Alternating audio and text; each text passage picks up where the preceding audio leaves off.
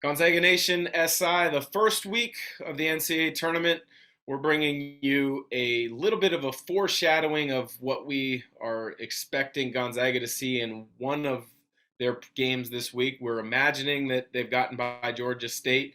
So we're going to give you an early look at both Boise State and Memphis out of the American Athletic Conference. But before we do that, we want to say thank you to our sponsor of this week's show, Tree Cider. Go check out their mojito canned drinks. You can check them out at Yolks. You can get it at Total Wine. They've got a tasting room downtown.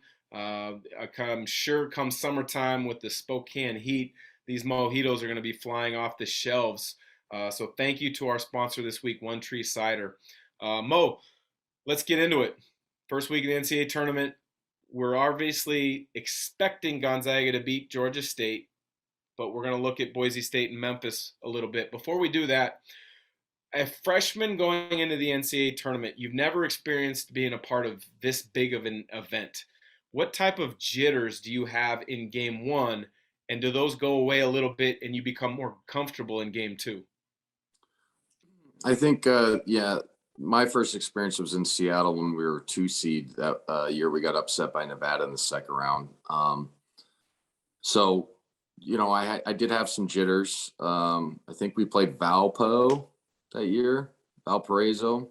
And so, we were a little bit nervous as a crew, I guess, but we were ready to play. So for me, I know this sounds cliche. I wasn't really too worried about it. I always tried to make sure that, my nerves were the same for every game. I know there was a little bit more, but it wasn't anything, debilitating or anything like that. So then the second game, I think you could argue that the nerves might be a little bit more because the pressure's higher. So for me, you're going to have some nerves, but if you're a gamer and you're obviously a Division I athlete, you went to a big time program, they shouldn't be as evident as other people would think. You mentioned that Valpo and the Nevada games in Seattle at the old Key Arena.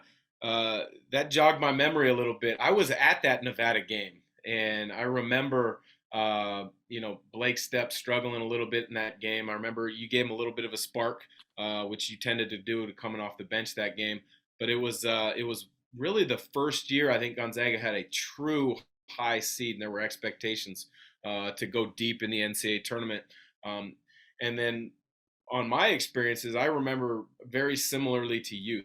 That first game as a freshman, you just kind of, if you have that gamer mentality you talk about, you just go out and let it fly. I think I hit 2 threes in the first half of University of Washington versus Xavier. The second round game, you were exactly right. I had that same thought. We win, we go to the Sweet 16. And I didn't play quite as much. I didn't play quite as good in that second game. But you're right. You kind of start thinking about the what ifs a little bit once that game gets going. We advanced my freshman year to the Sweet 16. But enough about the UW Huskies in 1998. Nobody wants to hear about them because this is Gonzaga Nation SI. But moving to the two potential opponents for Gonzaga in the second round in Portland this year. You look at Boise State out of the Mountain West Conference league champs, conference tournament title champs, and the Memphis Tigers out of the American Athletic. Give me a little bit about what you see from either team, and who do you think is going to win, and what matchup might be best for Gonzaga?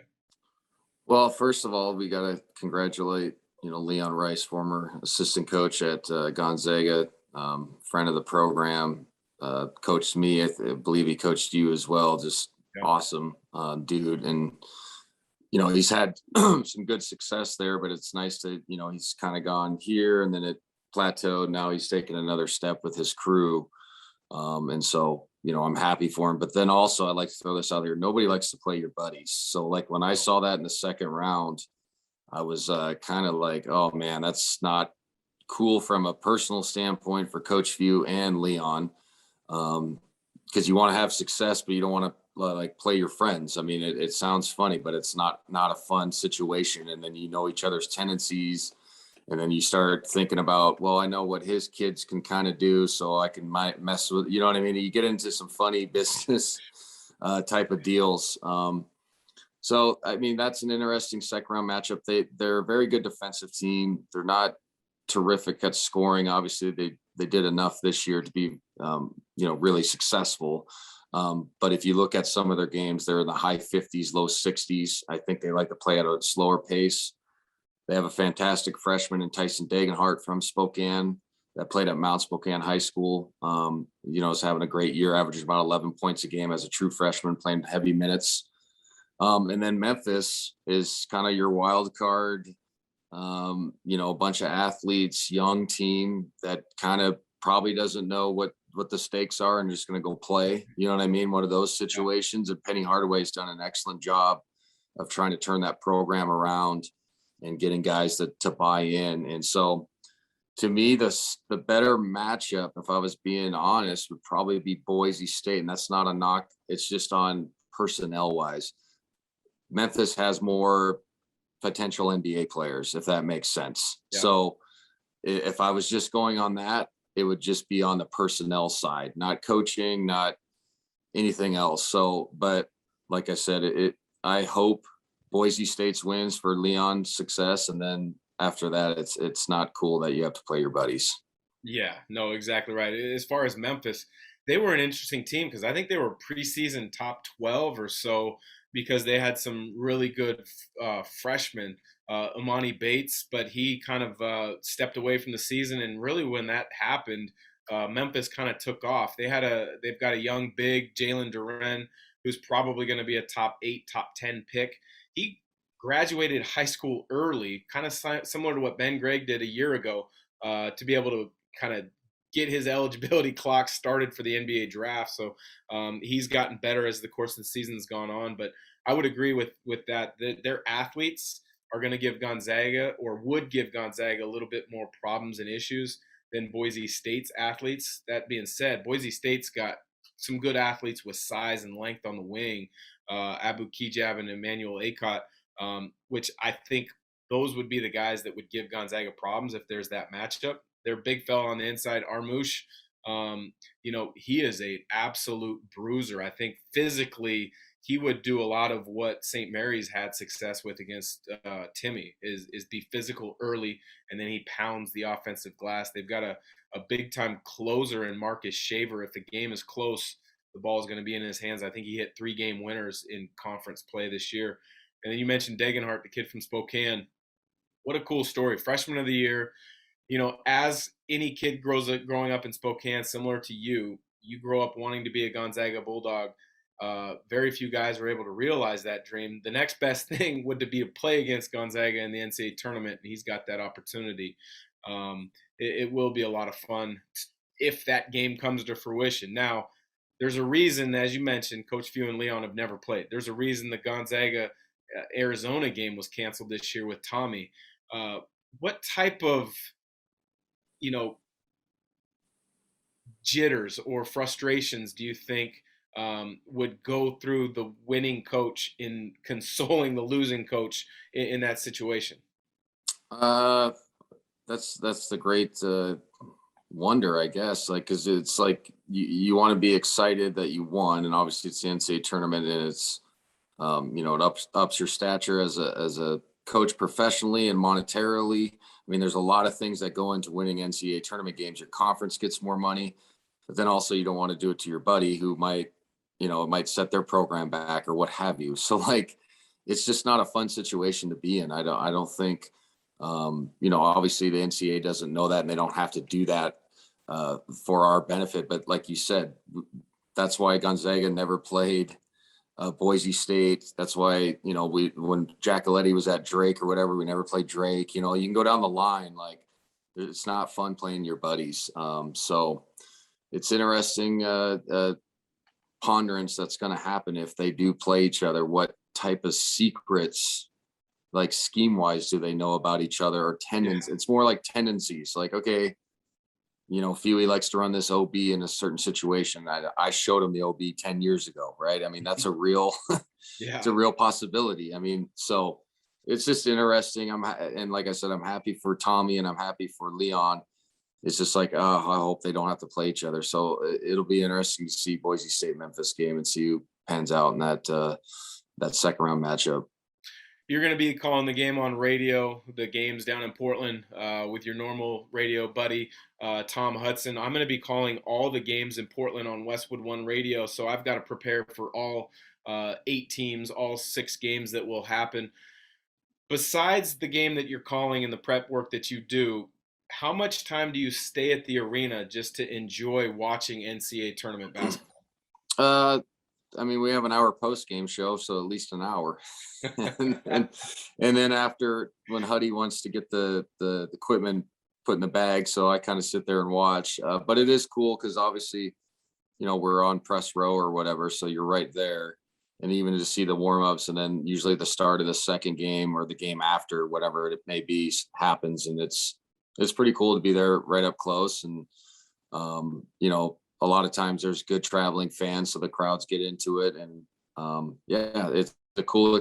I always like doing it. You always you run into other people in the business too that you see every year. You know what I'm saying? Say what up to people, and yeah, I'm just happy to be a part of it, and excited for these games because I think it's a great opportunity for this group to have a good crowd behind us and a good geographically, and then to get some momentum going, hopefully, and then we can get to San Francisco, and it's kind of the same situation where it's easy for our fans to get down there. But like I said, that Boise State Memphis second round is going to be tough. Yeah, that's going to be a really fun game for me to call. I'm sure for a lot of Gonzaga fans to watch is that Boise State Memphis game, and then it's going to be a great second round. But let's get to our question of the day. This is brought to you by Epic Sports Bar at Northern Quest Casino. The madness is here and bigger than ever at Epic Sports Bar with food and drink specials, prize giveaways, and more all tournament long. Grab your bracket and post up at the best tournament spot in town. Details at northernquest.com. And our question today, Adam, comes from L-Town Zag. This came through on Twitter. He asks, what's the process like, and potentially which coach focuses on the basic mechanics of a player's shot when they go through a major adjustment? And then he adds, thinking of Brandon Clark's jumper, for example. I guess I'll go first, and then if you have anything to add to it. Yeah, they did make some tweaks and adjustments to Brandon Clark's jump shot when he was at Gonzaga. Brian Michelson, if I remember correctly, was the coach that really worked and focused on some mechanical pieces of his shot. When I look at this year's team, you can see adjustments that have been made in Hunter Salas's jump shot from when you saw highlights in high school till now. But the most of that work, as far as tweaking and adjustments, happens in the off season. Once you get deep into fall practice, you're not wanting to mess with anything to kind of put a second thought or a doubt in a player's mind. What's your experience with that, Adam? What do you see? Well, I think, yeah, not putting doubt into kids' minds is a big, it's an important thing to do, especially to shoot with confidence during the season. So I'm always weary of, we got to change your shot. It's like, well, let's wait till the off season so there's no repercussions if it goes haywire. And I think that when you get to this level, I think the biggest thing for me is, can you get your shot off in time? That's step one. If you can't get it off, it doesn't matter what tweaks we do, or if that's the reason why you're not shooting well, then that's where we need to make the tweak. And then it's just literally, sometimes for me, it's small adjustments. Like, if you're short on a jump shot, you need to tilt your head forward a little bit so your body naturally lands forward. Sometimes it's just arc. Is it coming off your palm or is it coming off your fingertips? What's the rotation look like on the basketball? I mean, it's literally simple things like that. Then a lot of times, if you can just get a kid confident in their jump shot, I mean, you know how it is. If you're not confident, it's tough to perform. But if you're confident, it doesn't matter what it looks like. I've played with guys that had weird looking jump shots. I mean, it's not even be funny on the question. It's like, remember Kevin Martin in the league that played for Sacramento for all those years, and he shot on the side, like went in, got it off. Like, so I'm always tell parents that ask me for when I coach AAU, and even some of the Gonzaga kids, like, if you can get it off in time and it goes in, like I don't really care what it looks like, honestly. Like it doesn't matter. So I think during the season you can just make small tweaks, but if you're doing a total overhaul, you gotta wait till after the season. Yeah, I agree for an off season if it's a total overhaul. I think the biggest thing for me to see in watching somebody shoot it is how consistent can they repeat that exact form. If it looks different every single time, you've Yeah. got major flaws that need fixing. If it looks the same, the release point is similar, uh, then the fix is going to be much easier. I would imagine your dad was the one who worked on your shot growing up because he was a tremendous coach in his own right. But is that who worked on your jumper?